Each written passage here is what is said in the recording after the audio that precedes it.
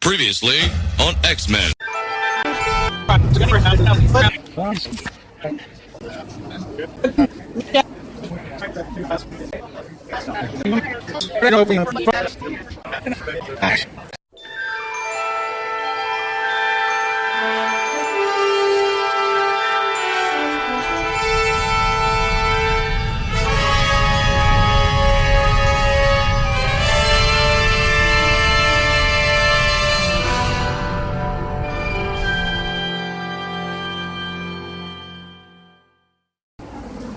Spark's computer. No buttons. You know there's buttons here, but they're being used elsewhere right now. Some of the lucky sets got them right now. And here we are back. To my quarters. Okay. Yes. Again, that same material, all the bits It's also loose. the same material. And being that it was also the 60s too, they had to watch how much personal activity the captain was involved in. You may have seen him putting his boots on, but that was Paul. How they slipped that by the censors too. Alright, man, here. Here we are in the quarters again. Now this is the kind of stuff you'd have in the captain's quarters. You know, you want to load your ship. Another little. That's solid. That's not all. That's just for sure. Copy of Contact by Carl Sagan. And beyond that door is supposedly, well, that's where Elon locked herself in a little temper tantrum. So we presume it's the bathroom. It had the right echo. Masterpieces of drama and Einstein's universe. Probably highbrow books. That's the obviously plywood plats into. This is where you run the ship when things don't like Whoops. Gotta be careful. And this is why sometimes you cut. Try it again. Anyway, you just pretend they turn. No, it is turning. Okay.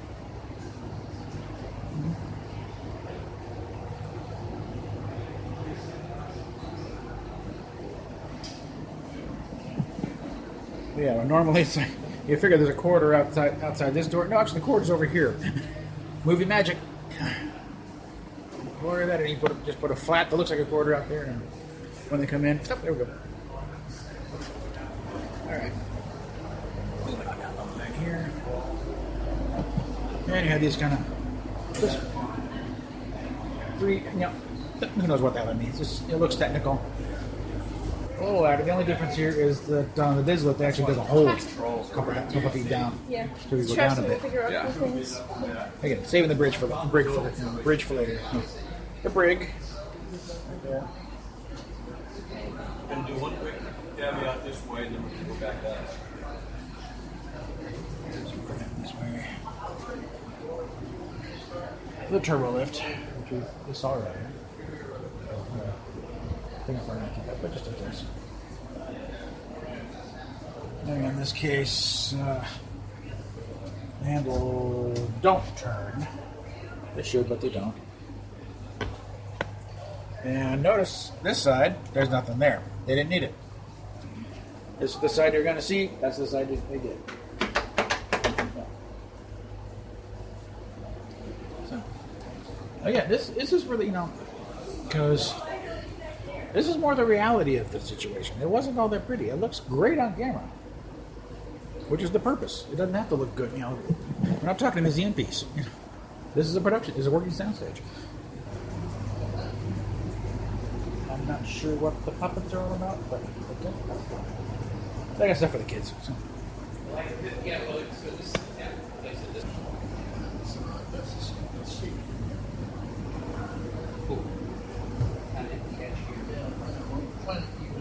think they're fixing that swivel problem I had earlier. Or the lack thereof. They're doing that.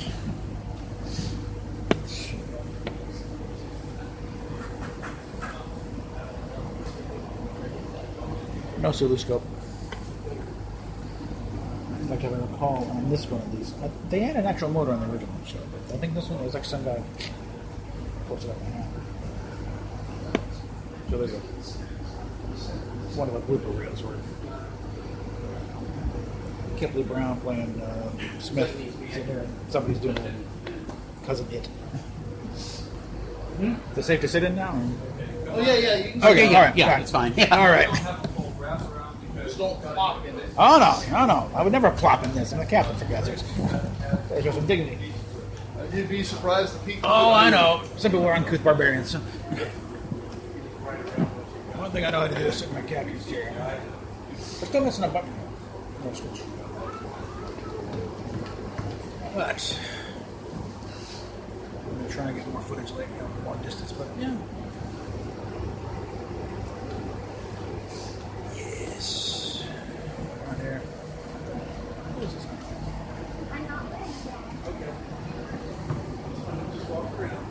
All the chairs are the period chairs that they had available at the time, and we've been able to find some. The captain's chair is built out of an office chair. See in the waiting room. Change dedication box. Yesterday it was a dreadnought. Today, we're back to Constitution, but literally Constitution class. Use this Constitution. And the display is back where it should be. So. Because we're really only missing The squad that sometimes would a have complete circuit here. the view screen over there, which you stare at it on the Muppet spot.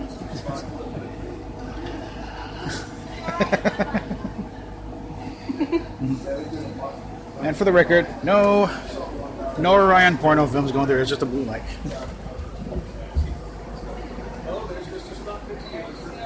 Well, you do wonder some of the stuff they would do back in the day. If they did, someone did try doing a little slideshow about some of the naughty stuff.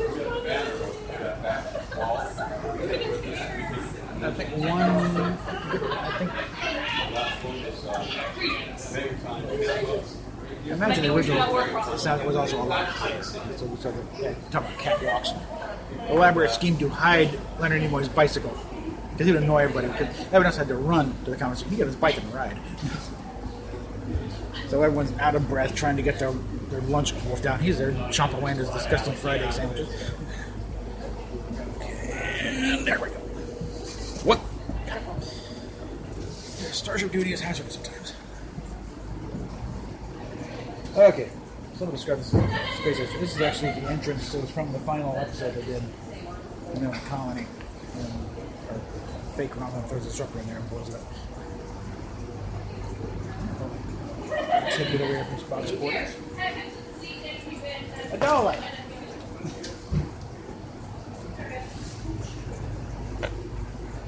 We got a little plushy doll up here. A dollar puppet. Mixing genres all the time. And again.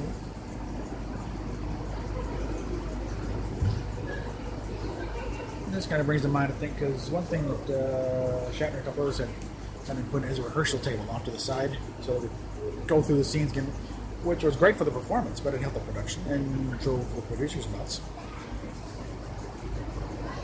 Prompting a somewhat legendary rebuke from Roddenberry to the others. But, but he tried to be nice about it.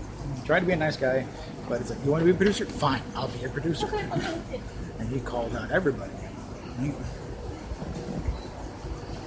Not just Shatner and Nimoy. He got Shatner particularly, but Nimoy got called out because he's like, but then he's the nice guy. No, he had his prima donna moments too, and even D. Kelly, to a lesser extent, was having trouble, causing problems in their mind. That's it. The only difference in these things is, well, not everything is up all the time. In fact, that little famous model that Matt Jeffries had of all the sets up, and of course the diagram, that's what it would be like if they were all up at the same time. They were never all up at the same time. Most of the times they were sets pieces were taken down, flattened, and put against the wall, which could explain why sometimes they didn't look quite the same way when they would show up again. And then it's like put them back together the same way, exactly. Normally they would, because they would tape marks on the floor. But like, McCoy's office. If there was a scene requiring McCoy's office to be used in the scene, yeah, just set it over here and you're ready to go. A lot of repurposing stuff. I think actually the transporter room was redone as the chapel. I think just the pad was carpeted over and then covered. The brief room obviously was redone as a rec room and other big meetings. The captain's quarters obviously turned the box for anybody else's quarters. Alright, standard build. Nothing fancy. I think I've probably done similar myself. Of course, this beautiful table. Application to Starfleet. I'll grab a couple in there. I'll grab a few. It's going to be a bad idea to finally pull the trigger on this, especially when we get settled somewhere. Yeah. But a lot of the stuff that they would put on the control panels, literally like takeout lids from the commissary, and stuff like here. This is packing forms. The stuff that would be like stuff in the engineering thing. A lot of times when those big rectangular things, it's a manufactured shape. You don't know what it is. It looks weird, but it's obviously manufactured, not hand carved. That was they got IBM Selectric typewriters one year. Oh, and they threw out the packing. Well, guess what? It's a dumpster dive time for the Star Trek guys as they're getting all these things. Just painted gold, turned upside down, sticking on a piece of plexi, and you're ready to go. Which reminds me, John Dwyer, rest in peace. He was a part of the Genius Fan. A lot of and a lot of things. A lot of huge cylinders. Those, a lot of cases, were forms for pouring concrete. Just big, huge tubes of concrete cardboard, and they pour it in. So they're dirt cheap, and that is probably what most of engineers made of. These huge cardboard tubes, and the Jeffries tube.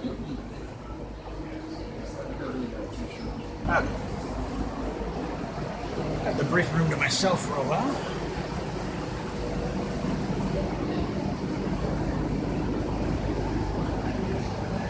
Yes. Take a moment here.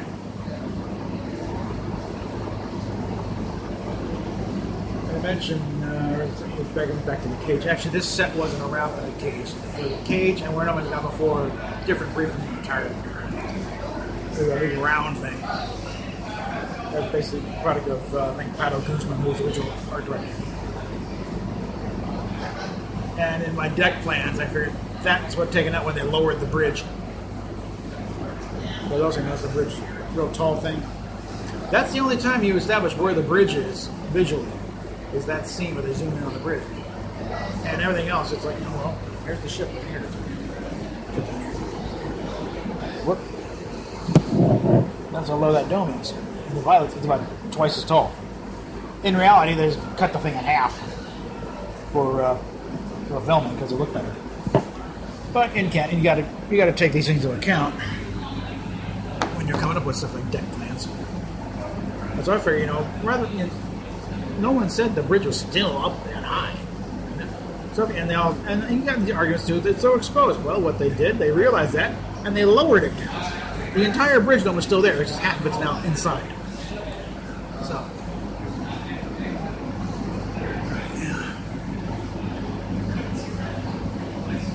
all right. So, back to your stations. Right. Finally, my room to myself. All right. Okay, so I think this is a good place to wrap things up.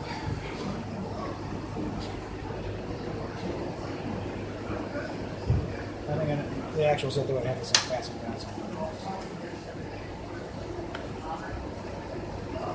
So I'm going to edit special effects. Put a picture in of it. It's light.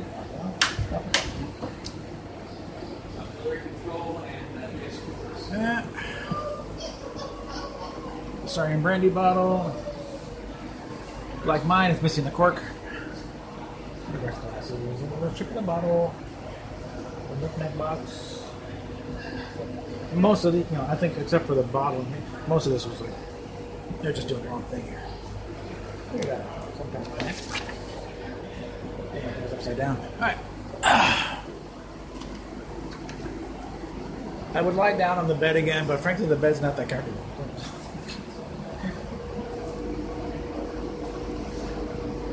Once it's sick, they feel a lot more comfortable. Problem is, there's signs saying, do not lie on it. So. Oh well, what do you want? So, here's the restrooms. I implore you to go boldly. And they are not only unisex, but sort of, pan species. So, male, female, little blobby tentacle thing, whatever.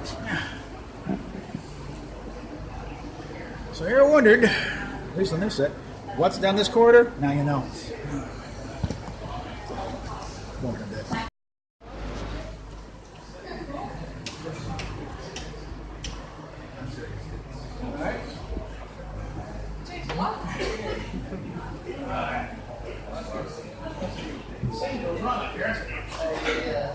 Make sure you step right in the glass. There you go. Yeah, I guess so. Did they get actual genuine lenses or are they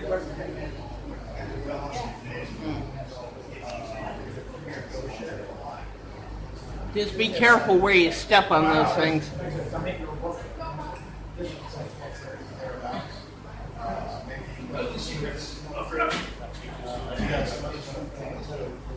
Yeah, be careful of the, gotta step right in the center. We heard the whole thing yesterday. actual genuine lenses or are these resin casts? That's resin cast, but it's a cast from the lens. Yeah. Yeah, They're trying to find 6 lenses this size. yeah. Well, they probably do have 6 trimmed out cameras here, or lights here. But it makes sense to have people standing on good health. We're not paranoid. Okay. I think it is being made today that have a handrail. Behind the bridge. Like, yeah, this is about as sophisticated as it gets. Like, if anything, this is probably more because back then it was Christmas lights. A few of the original displays have come to surface, and there were like sandwiches of Christmas lights and painted patterns and stars, whatever. And there's a few occasions where they see them open the panels or doing some weird things. Yep, there we go. Again, in this case, a little more sophisticated than back in the day where they'd use just radio parts, and I think it was actually a brake cylinder in one of them. Now we got computer parts. But, whoopsie, that was almost dangerous. Watch the cords. I'm probably not allowed back here.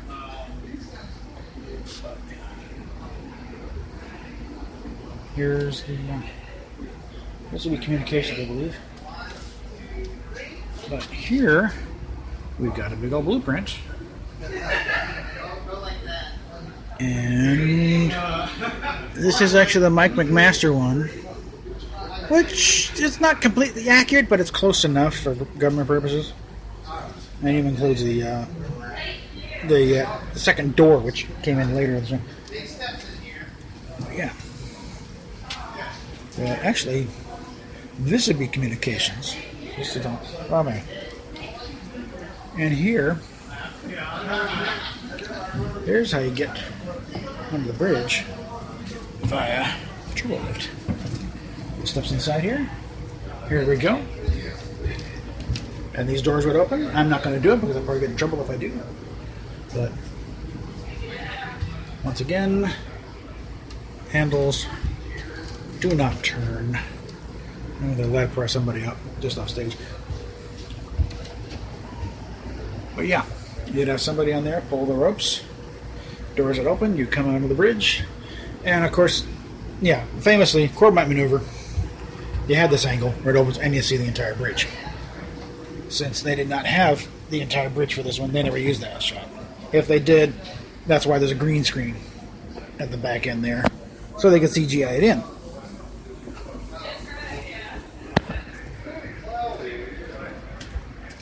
It's amazing what you can do on the cheap if you think about it. I'm gonna have a look at this stuff here. So actually, no, this is communications. I remember that outside how big the stupid thing is. This would be Spock Station. Well, here I'm about to kill that cord again. Like I said, I'm pretty sure this is an off-limits area, so I'll be getting out of here quick before someone really nails me. This should be, yeah, there's the blue light for under the scanner there, and there's the thing doing the Moore pattern. So yeah. But yeah. And that's the pinnacle of Starfleet engineering right there. Wraps it up here. If they do one of these again, get down here. It is fun. It's like, yeah, you can. It does really kind of bust the illusion a little bit because you do see it doesn't look really pristine and stuff like that. But the point is, it's not supposed to. It's photographs. This is a true history lesson and how these things are put together.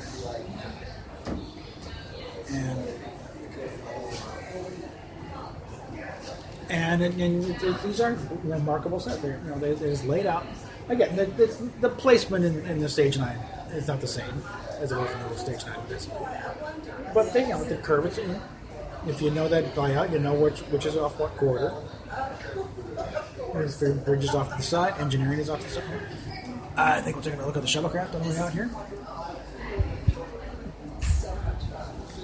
And does he stay here all the time? During look here. And actual functioning buttons here. Yep. Nice good clicky sounds. That's what you want in a good button. In this case, the hangar deck is wide open out of space. Oh my god, we're gonna die. Let's take a look here. We're still kind of missing some things here, but I'm gonna have a few of these around just to screw people's minds.